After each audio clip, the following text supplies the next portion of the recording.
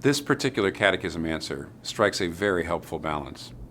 On the one hand, we learn that not all human beings will be saved. This is taught so clearly in the Bible at so many places that it's impossible to list all the texts. But let me call your attention to two.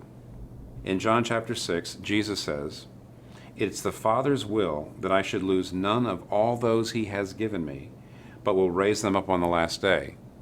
Jesus is talking about coming for a very specific number of people that he has been given, and he's going to raise them up on the last day. Not everyone will be raised up on the last day. In the same way, Romans 8, verses 28 to 30, teaches the similar thing.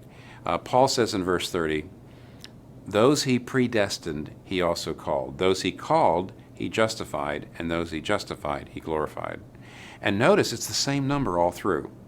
He doesn't say some of those he called, he justified, like there was this many called and this many justified. No, all and only those he called, he justified. All and only those he justified, he glorified. It's a definite number. Not all people will be saved. On the other hand, this catechism answer talks about common grace. Richard Mouw defines that in his book on the subject, where he says, quote, "Is there a non-saving grace that is at work in the broader reaches of human cultural interaction? A grace that expedites a desire on God's part to bestow certain blessings on all human beings, elect and non-elect alike.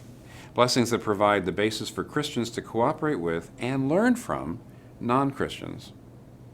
And the Bible's answer in places like Romans 1 and 2 is yes.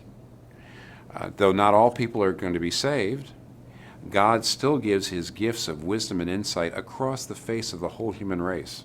And what that means is through art and through science and through good government and other ways, God is making this world a far better place than it would be if only Christians had those gifts. And so, again, here's that very helpful balance that we should strike. On the one hand, no, not everyone is to be saved. No, not everyone has the saving grace of Jesus Christ in their lives.